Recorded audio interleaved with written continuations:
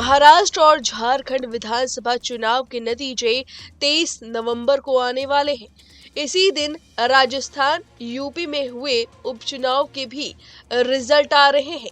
चुनाव नतीजों से पहले आए एग्जिट पोल ने हर किसी को चौंका दिया है। ज्यादातर एग्जिट पोल महाराष्ट्र और झारखंड में एनडीए सरकार बनने की ओर इशारा कर रहे हैं। वहीं अब फलौदी सट्टा बाजार ने चुनाव नतीजों को लेकर जो अनुमान जताया है वो बेहद हैरान कर देगा। फलौदी सट्टा बाजार ने महाराष्ट्र में महायुति एनडीए की सरकार बनने का अनुमान जताया है, जहां महायुति गठबंधन को 143 से लेकर 146 सीटें मिलने का दावा किया गया है, जबकि बीजेपी को अकेले 90 से 93 सीटें मिलती दिख रही हैं। सट्टा बाजार में महायुति का भाव 40 पैसे का चल रहा है, जबकि महाविकास अघाड़ी का भाव 1 रुपए का है। इसी तरह झारखंड में भी यही नजर आ रहा है।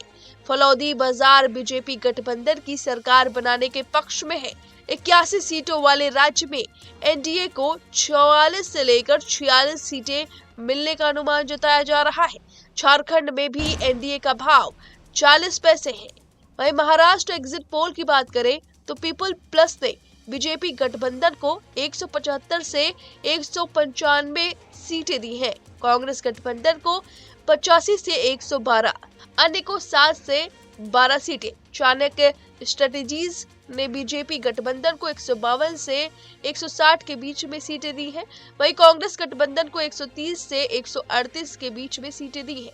8 से 10 के बीच अन्य को। पीमार्क ने अपने एग्जिट पोल में बीजेपी गठबंधन को जीत हासिल करवाते हुए 137 से लेकर 157 के बीच सीटें दी हैं। वहीं 126 से लेकर 146 कांग्रेस गठबंधन के खाते में डाला है और 2 से 8 अन्य को। न्यूज 18 मैट्रिक्स के मुताबिक 150 से लेकर 170 के बीच में बीजेपी गठबंधन को दिया है। वहीं 110 से लेकर 130 के बीच में कांग्रेस गठबंधन की सीटें हैं। 8 से 10 अन्य। पोल डेयरी के एग्जिट पोल के अनुसार 122 से लेकर 186 बीजेपी गठबंधन के खाते में है, तो वहीं 59 से लेकर 121 के बीच कांग्रेस गठबंधन के खाते में जाएगी।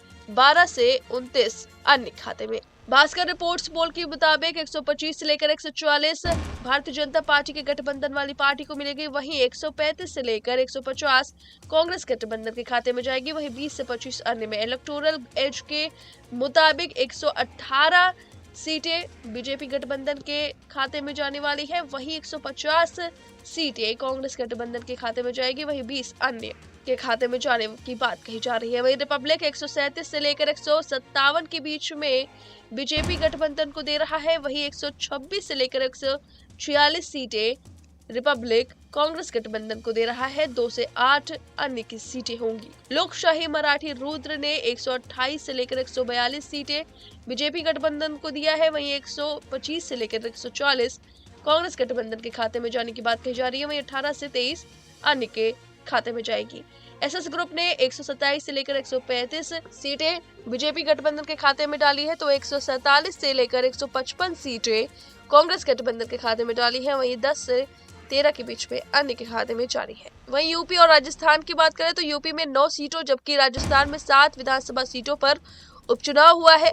फलौदी सट्टा बाजार के मुताबिक यूपी में बीजेपी को 5 से 6 सीटें मिलने का अनुमान है, जबकि सपा के खाते में 2 से 3 सीटें जा सकती हैं। उधर राजस्थान में फलौदी सट्टा बाजार बीजेपी के खाते में 5 से 6 सीटें जाने का अनुमान जता रही है, जबकि कांग्रेस और अन्य को 1-1 सीटें मिलने की उम्मीद है। देखना होगा कि फलौदी सट्टा बाजार का अनुमान कितना सही होता है। फिलहाल इस खबर पर आपकी जो भी राय में कमेंट करके जरूर बताएं।